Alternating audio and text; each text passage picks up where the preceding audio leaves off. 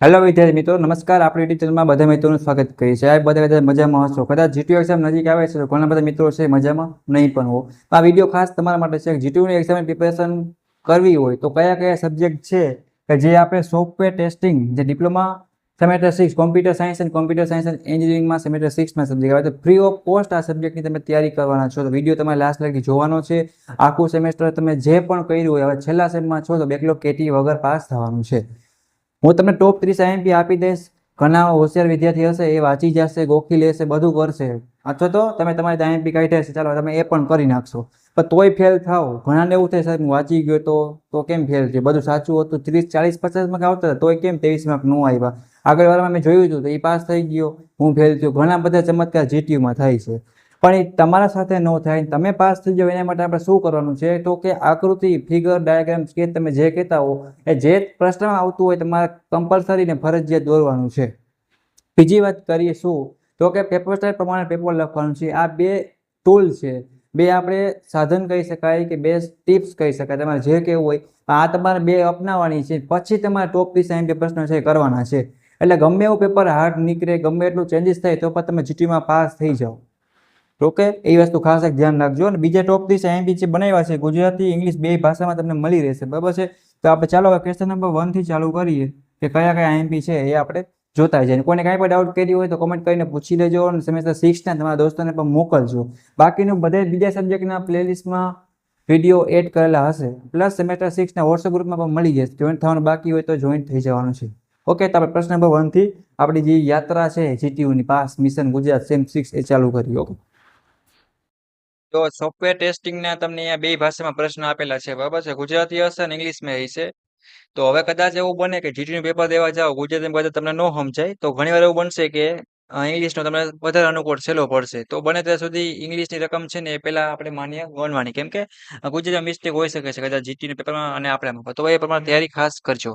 તો પહેલો પ્રશ્ન, define software testing, write down the important of software testing. એટલે સોફ્ટવેર ટેસ્ટિંગની વ્યાખ્યા આપવાની છે અને સોફ્ટવેર ટેસ્ટિંગની અગત્યતા શું છે ને એ તમને ખબર. આખો સબ્જેક્ટ મિત્રો આના ઉપર છે, તો આ પ્રશ્ન તો બધા મિત્રોને આવડતો હોવો જોઈએ. આ પ્રશ્ન જેને ન આવડે ને એ લગભગ આ સબ્જેક્ટમાં પાસ ન થાય. રેડી? અહીંયા ઉપરથી તમારું પેલું એક આ છે.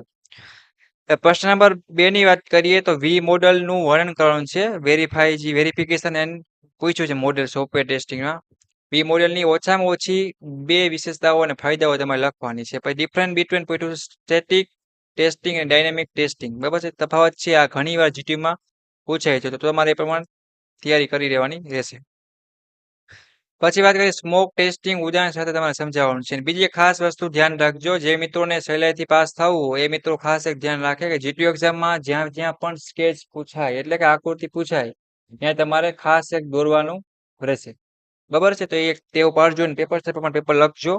પછી પાછું એક પૂછ્યું કે ટેસ્ટ કેસ એન્ડ ટેસ્ટ છે, આ શું પૂછ્યું છે કે એના ઉપર તમારે તફાવત છે એક પ્રકારનો. ઘણી વાર એવું બનશે કે જીટીયુમાં અમુક ઉચ્ચાર અર્થ શોર્ટમાં પૂછીએ તો ઘણા બધા મિત્રો ભૂલી જાય છે કે એને નથી આવડતું. તો એ પ્રમાણે ખાસ એક તમારે તૈયારી કરી અને જવાનું, બરાબર છે? પછી વાત કરીએ છઠ્ઠામાં પ્રશ્ન છે મિત્રો કે જીમેલના ઇનબોક્સ છે એની ફાઉન્ડેશન લીટી છે એક પ્રકારની, એની ટેસ્ટ કેસ બનાવવાની છે. ઓકે, પછી વાત કરીએ ડિસ્ક્રાઇબ ધ ડિફેક્ટ. ઘણીવાર ટેકનિક છે અથવા તો વિગતવાર વર્ણન મૂકીએ તો તમારે એવું જોવાનું કે જે પ્રશ્ન પૂછ્યો એના અનુકૂળ તમને આવડતું જવું જોઈએ. પછી એવું ના થવું જોઈએ પ્રશ્નનો જવાબ બીજો કંઈ હોય, તમે લખીને પણ બીજું કંઈ આવું. એટલે એ ખાસ એક ધ્યાન રાખજો. પછી ડિફેક્ટ રિપોર્ટ કમ્પોનેન્ટનું ઉદાહરણ સાથે તમારે વર્ણન કરવાનું છે મિત્રો. એક પ્રશ્ન થઈ ગયો. પછી વાત કરીએ આપણે નેક્સ્ટ કયો છે તો કે ઓટોમેશન ટેસ્ટિંગ અને મેન્યુઅલ ટેસ્ટિંગ વચ્ચેનો તફાવત છે એ તમારે આપવાનો છે. નેક્સ્ટ વાત કરીએ તો ઓટોમેશન ટેસ્ટિંગની વ્યાખ્યા આપવાની છે, એટલે તમારે ડિફાઇન કરવાનું છે અને તેના ફાયદાઓ છે ને એ તમારે લખવાના છે. સાવ છેલ્લા પ્રશ્ન છે, એટલા પ્રશ્ન બધા મિત્રોને આવડતા જ હોવા જોઈએ. પછી શું કીધું, વ્હાઇટ બોક્સ અને બ્લેક બોક્સ ટેસ્ટિંગ ટેકનિક્સ છે એ વચ્ચેનો તમારા તફાવત છે ને મિત્રો એ આપવાનો છે. પછી વાત કરી છે સોફ્ટવેર ટેસ્ટિંગમાં ક્વોલિટી એશ્યોરન્સ અને ક્વોલિટી કંટ્રોલ વિગતવાર તમારે સમજાવવાનું છે. આ પ્રશ્ન ઘણીવાર પૂછાય છે, એ પણ ખાસ તૈયાર કરી નાખો. પછી શું કીધું છે મિત્રો કે એક સિનેચરિયા છે, બરાબર, કે એ કોઈ પણ જગ્યાએ એનું ટેસ્ટિંગ છે તો શું કે ઇન્ટિગ્રેશન ટેસ્ટિંગ કરતાં વધુ અસરકારક હશે અને ઉલટું પણ વિચારો અને વર્ણન તમારે કરવાનું છે. આવા પ્રશ્ન ઘણા છે કે મોટા મોટા ફેરવીને જીટી વાળા પૂછતા હોય, તો આપણે આપણી રીતે તૈયારી રાખવાની કે ગમે એવો પ્રશ્ન બદલાઈ નાખે, જી કોન્સેપ્ટ હોય એ જ તમારે ક્લિયર હશે તો તમે ગમે રીતે આરામથી લખી શકશો. પછી વાત કરી છે કે explain non functional testing types with different suitable example, એટલે કે નોન ફંક્શનલ જે ટેસ્ટિંગ ટાઈપ છે એ તમારે શું કરવાનું છે, તો કે વિવિધ યોગ્ય ઉદાહરણ સાથે તમારે સમજાવવાના છે. બરાબર છે. પછી નેક્સ્ટ વાત કરીએ, વિવિધ પ્રકારના ટેસ્ટ કેસની યાદી બનાવો અને કોઈ પણ એક ટેસ્ટ કેસ છે કેસ એક પ્રકારનો એ તમારે સમજાવવાનો છે. પછી વાત કરીએ તો શું પૂછ્યું, પાછો એ જ પ્રશ્ન છે, તફાવત છે ટેસ્ટ કેસ વાળો, એ પણ ખાસ એક જોઈ જવાનો છે બધા મિત્રોને.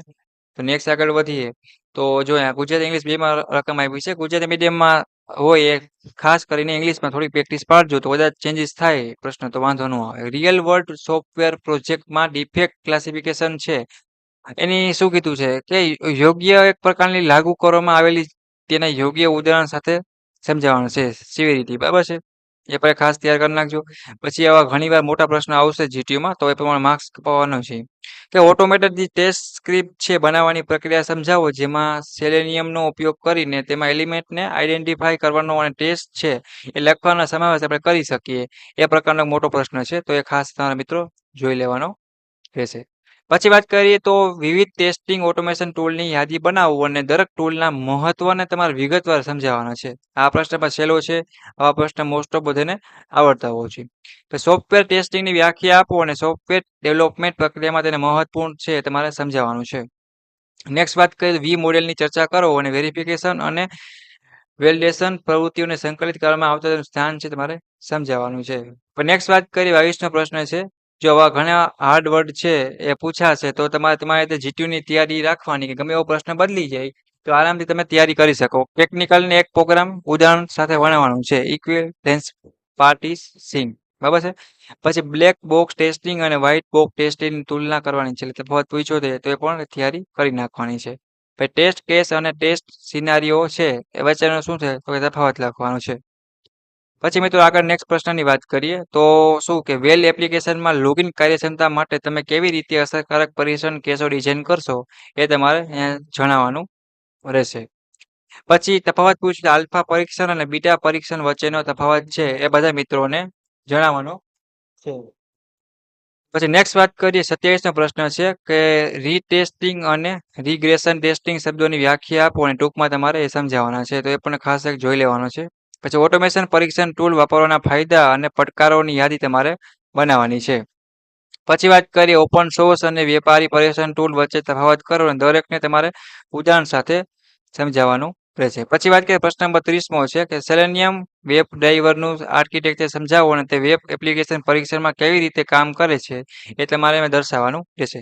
તો આ હતા ટોપ 30 આઈએમપી પ્રશ્નો મિત્રો કે જીટીયુ એક્ઝામની પ્રિપેરેશન કરો એ પહેલા બધા મિત્રોને આટલા વાંચી અને સારામાં સારી તૈયારી છે એ કરી જવાની છે. એના સિવાય કોઈને કાંઈ પણ ડાઉટ કરી ક્વેશ્ચન હોય તો ચોક્કસપણે મને કોમેન્ટ કરીને બધા મિત્રો પૂછી શકે છે. બરાબર છે. અને પ્લસ જીટીયુના પેપર છે એ પણ તમારે સોલ્વ કરી નાખવાનો જો ટાઈમ મળે તો.